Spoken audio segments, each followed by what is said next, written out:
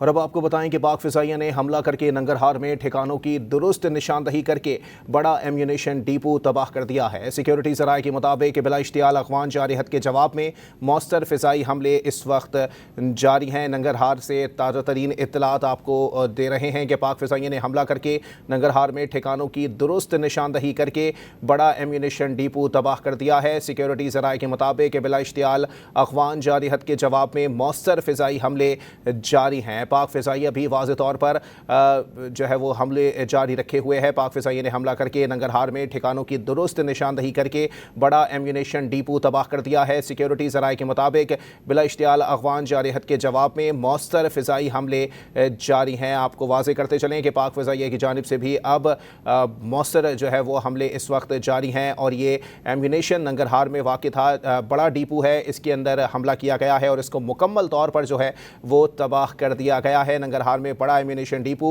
तबाह कर दिया गया है, जबकि मज़ीद हमले जो हैं वो जारी हैं। सिक्योरिटी ज़राए ने इस बात की तस्दीक की है कि पाक फ़िज़ाइया ने हमला करके नंगरहार में ठिकानों की दुरुस्त निशानदही करके बड़ा एम्यूनेशन डिपो तबाह कर दिया है।